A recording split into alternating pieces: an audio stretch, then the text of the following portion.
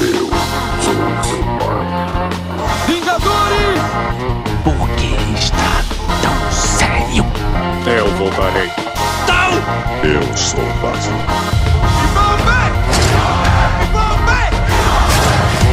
Eu sou o rei do mundo!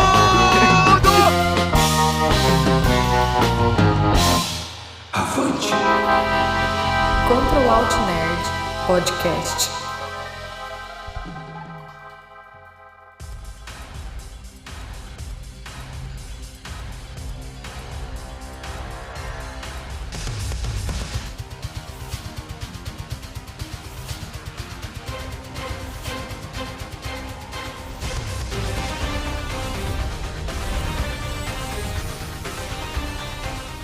Fala galera, tá começando mais um episódio do Control Alt Nerd Podcast, o seu podcast de cultura pop. Eu sou o Bruno e se você ouve a gente pelo Spotify, eu convido vocês a darem 5 estrelas para o nosso programa. Isso ajuda a gente a chegar em outras pessoas, em outros ouvintes. E se você não segue a gente no nosso Instagram, ele vai estar aqui na descrição do episódio também. Lá você consegue ver vários memes, notícias, dicas de filmes, de séries para você assistir. E lá você também sabe quando um episódio do podcast vai ser lançado. E lá você também consegue interagir com a gente. Então, todos os links vão estar aqui na descrição do episódio. E vamos pro episódio.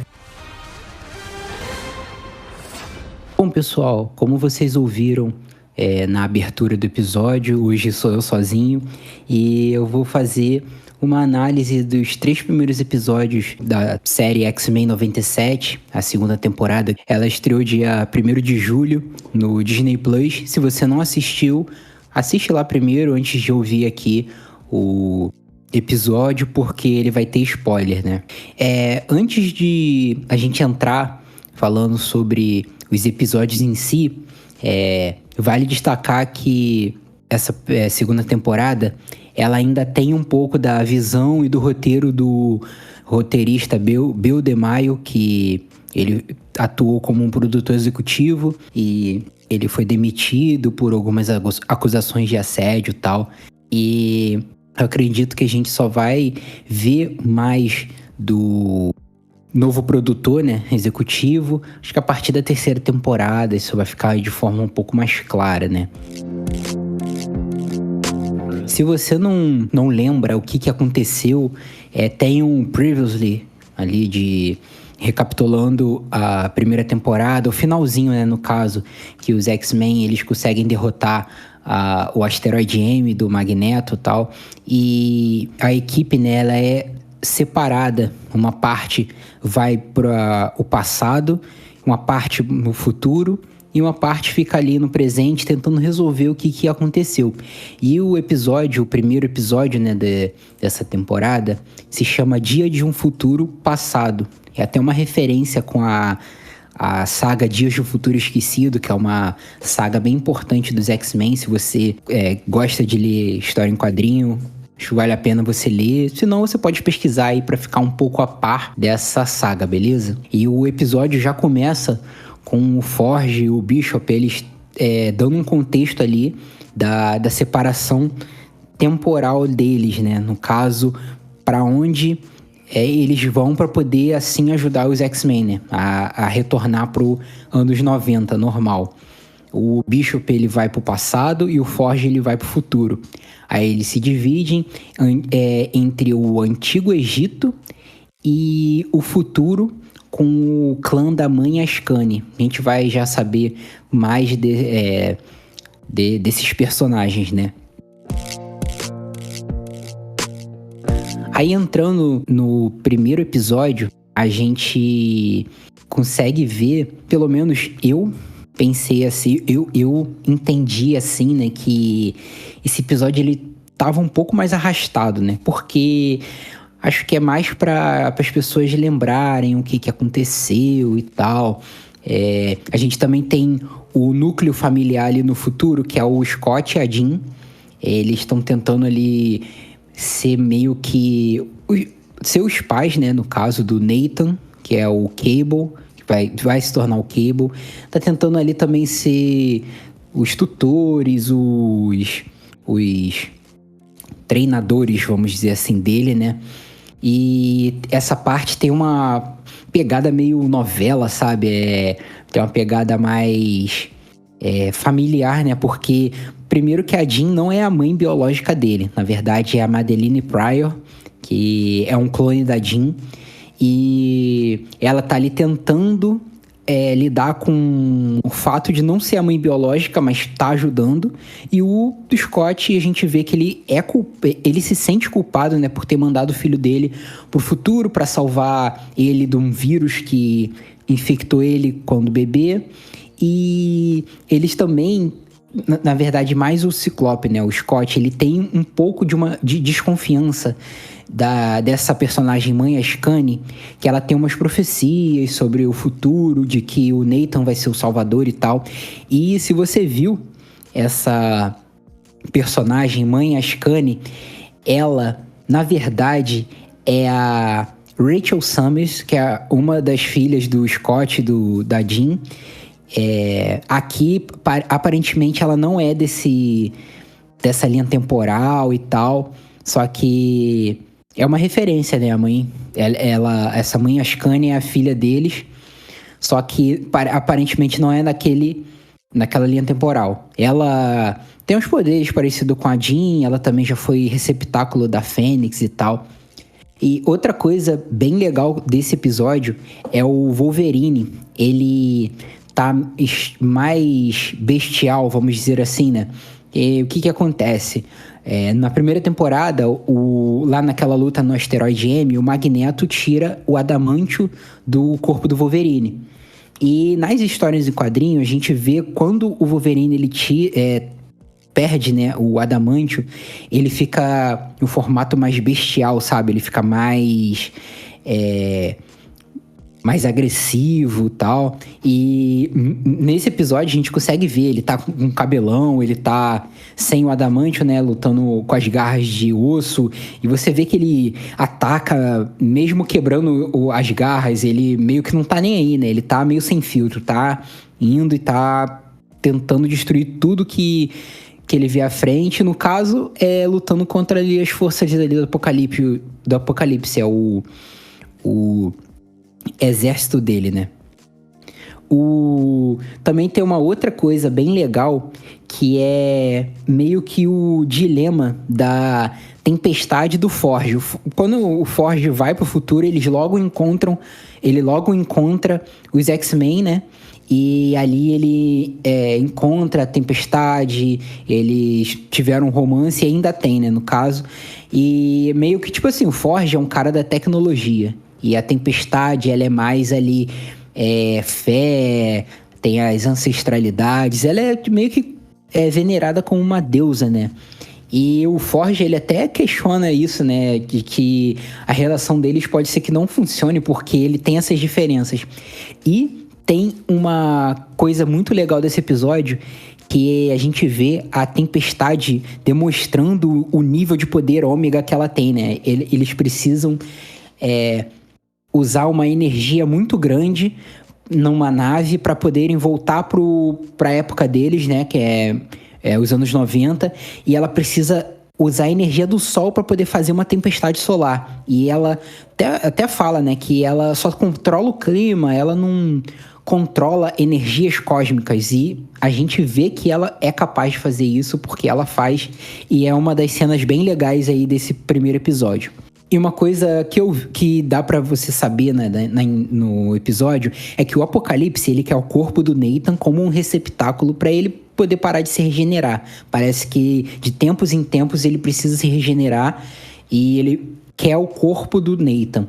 E no final do episódio, a gente vê que ele fala que já sei, eu preciso voltar no tempo, no caso pros anos 90, e quando os X-Men, eles estavam ali mais vulneráveis. Então, isso meio que se conecta com a cena pós-créditos da primeira temporada lá do X-Men 97, que o Apocalipse aparece lá em Genosha, a Genosha toda destruída, e ele pega uma carta do Gambit na mão, que é uma carta toda queimada, e isso sugere que o Gambit possa voltar e ser um dos Cavaleiros do Apocalipse. Então, eu acredito que tenha essa correlação. Bom, agora o segundo episódio, que tem o nome Uma Força a Ser Reconhecida, pra mim, foi o melhor episódio dos 3, porque a gente tem um embate entre a X-Force e o X-Factor. A gente vai entender mais o que eles são, mas primeiro eu tenho que destacar que a abertura dessa segunda temporada, que o tema central, né, do episódio é X-Force, a eles colocam a abertura como se fosse X-Force 97, não X-Men, e eu achei isso sensacional. Tem o Cable, a Jubileu, o Mancha Solar, a Psylocke e o Arcanjo. Eles são parte da X-Force nessa temporada. E a gente tem a introdução do X-Factor. O X-Factor, eles são um grupo de mutantes que trabalham para o governo e nesse episódio dá a entender que eles estão ali capturando mutantes e tal. Eu acho que a gente ainda vai ver mais dessa equipe, então a gente vai entender melhor as motivações, né?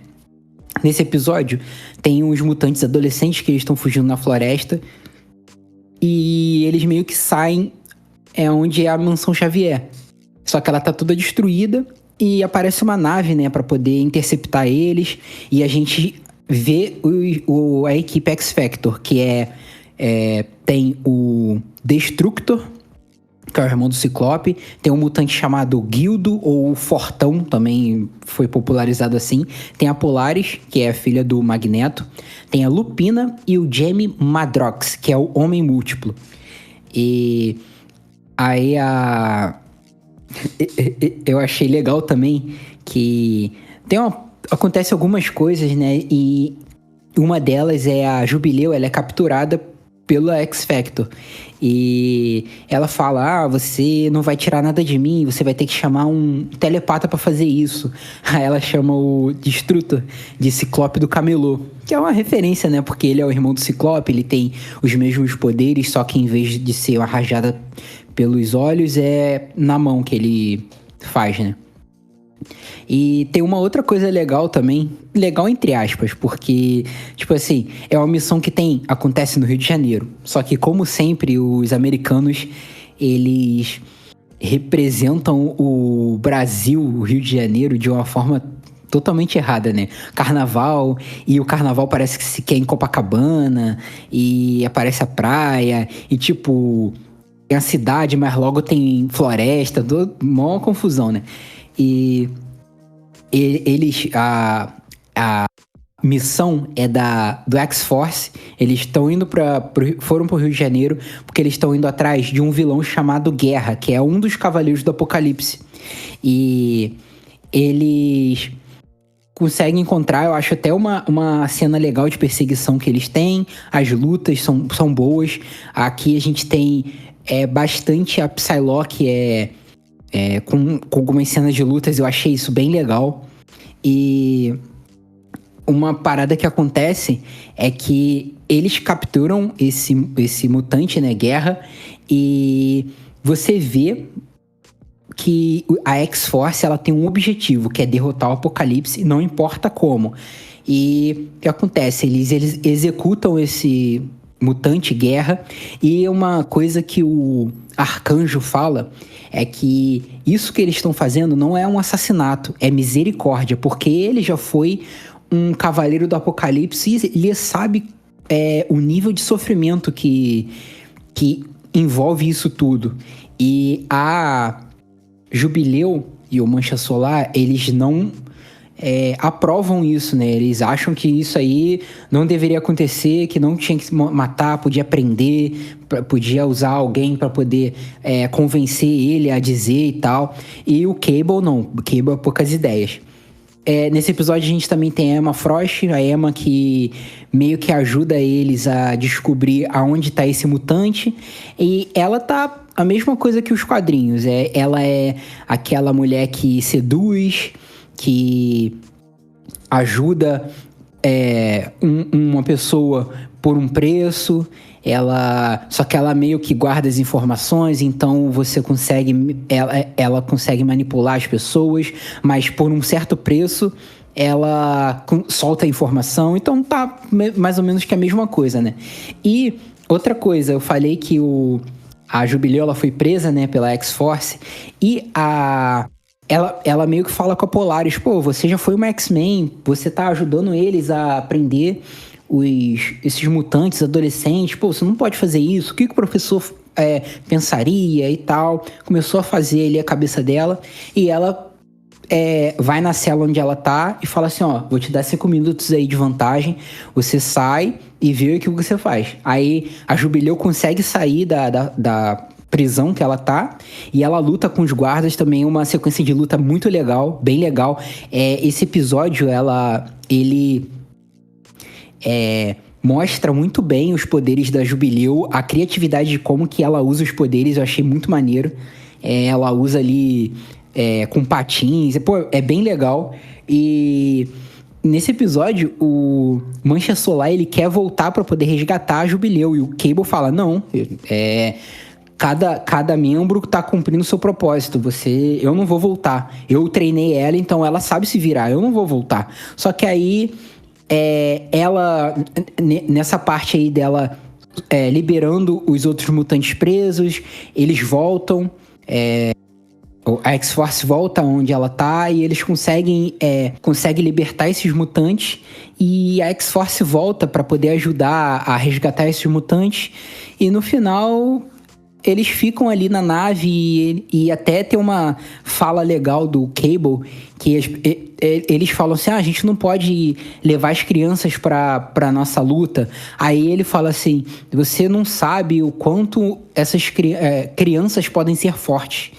E isso faz uma referência a ele no passado, na verdade, ele no futuro, criança, que precisou tomar uma decisão de que mandar os pais de volta ao presente, e tem toda essa mensagem, né? Bom, agora falando do terceiro episódio, que se chama A Ascensão do Apocalipse, parte 1. E, pô, mano, eu achei mó sacanagem eles liberarem 3 episódios, e o último episódio que eles liberaram foi uma parte 1. Então a gente tem que esperar aí próxima semana, e os lançamentos vão ser semanais, então 1 episódio por semana. Então a gente vai ter aí mais pelo menos uns 4 semanas com X-Men. Mas beleza. Esse episódio, ele se passa no Antigo Egito, 3.000 anos antes de Cristo. Ali o Magneto, ele tá ali com o Ensabanur, que ele vai se tornar o Apocalipse, ali na fase dele de ascensão. E o Magneto, sabendo do futuro, ele tenta ali meio que doutrinar o Ensabanur, usando a filosofia de paz do Charles Xavier, para fazer com que esse mutante, né, o Ensabanur, ele se torne meio que o primeiro X-Men sem saber, né? Para que ele crie ali um equilíbrio entre os humanos e mutantes. E eu achei essa sacada muito boa, porque ele tá tentando mudar o futuro de um jeito que, tipo assim, só com as palavras, né? Só que aí, sabe como é que é? O Magneto, ele tenta fazer isso, né? Enquanto isso, alguns X-Men que tá ali, acho que é o Noturno, o Fera, a Vampira, eles estão ali tentando caçar uma tecnologia avançada de um faraó que é inimigo do Ensabanur, da tribo dele, que a gente vai descobrir quem ele é mais pra frente, eu já vou contar. Só que ele tem esse faraó, ele tem uma tecnologia muito futurista, mais futurista do que o futuro que a gente vê no primeiro episódio, né? É uma parada surreal. Só que os X-Men, eles estão tentando pegar essa tecnologia para poder fazer, tentar de um jeito voltar pra época deles. Só que eles meio que escondem isso do Ensabanur, né? E quando ele descobre, ele meio que se sente traído, e ele tem essa quebra de confiança. E, cara, pode ser que essa quebra de confiança faça ele ser o Apocalipse que ele é no presente e no futuro, tá ligado? Aí a gente vê também uma parada que acontece. Tem uma guerra ali, né? Um conflito do Ensabanur com o exército desse faraó. E tem um general, esse faraó tem um general que tá comandando ali o exército. Eles lutam e é também uma sequência de luta bem legal, porque você consegue ver os poderes ali do Ensabanur. E ele é bem forte e tal. E ele consegue derrotar o exército sozinho e consegue capturar esse general Logos. E quando ele capturando esse general, o Magneto faz com que o professor Xavier, ele invada a mente dele pra tentar descobrir a localização desse faraó, porque aparentemente ninguém sabe onde ele tá, né? O professor Xavier, ele meio que fala que não sei o quê, porque ele tem ética, não pode entrar na mente de qualquer um, não sei o que lá. Só que ele faz, e ele encontra alguns bloqueios, e ele fala que só alguém muito poderoso pode ter feito isso. Aí a gente já vê que tem alguém mais poderoso ali que eles nessa época. Aí a gente descobre que o nome desse líder, que é o faraó Ramatut. Se vocês se lembram aí dessa saga aí da Marvel com o Kang, o Conquistador, você vai lembrar desse nome, que é lá em Homem-Formiga 3, naquela cena pós-créditos, aparece esse faraó Ramatut, que é uma das variantes do Kang. E é uma parada legal também desse episódio, que o faraó, antes da gente meio que saber quem é, ele fala que o povo, ele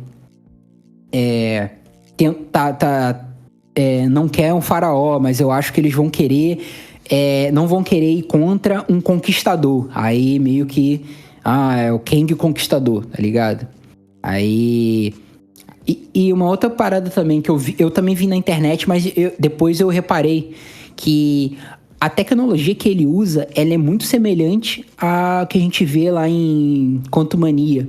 Então, eu acho que eles tentaram usar essa referência do Kang, das variantes dele, na época que o Kang tava... O ator, né, ia interpretar o Kang, ele tava aí no auge e tal, mas como teve essa parada aí dele com a mulher, eu não lembro direito, mas que ele foi acusado e tal, e a Marvel demitiu, talvez eles tentaram usar o Kang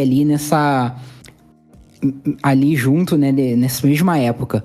Mas, enfim... Esses foram os 3 episódios e, cara, a série tá bem legal. Se eu não me engano, a série, ela estreou no Rotten Tomatoes com essa segunda temporada. Ela estreou, foi com 100%, cara. Então, e você vê que realmente é uma série muito boa, cara. Muito boa, então vale a pena você assistir.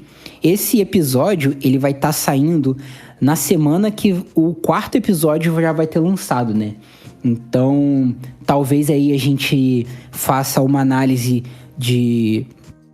dos episódios semanalmente, junto com outro tema, porque o episódio é rapidinho, acho que menos de 30 minutos, então a gente consegue fazer essa análise aí rápida nos episódios. E é isso aí. Vale muito a pena assistir, eu recomendo.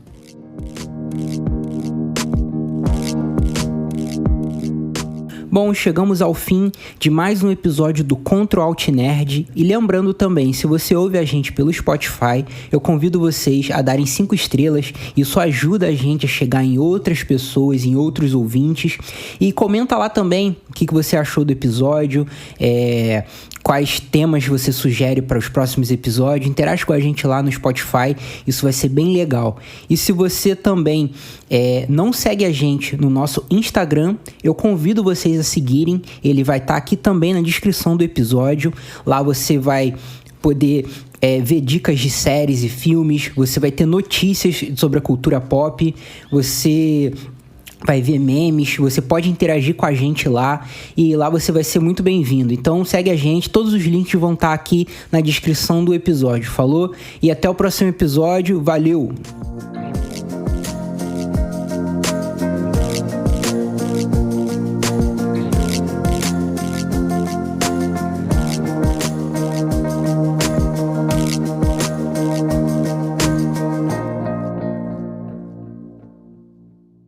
Editado por Bruno Godoy.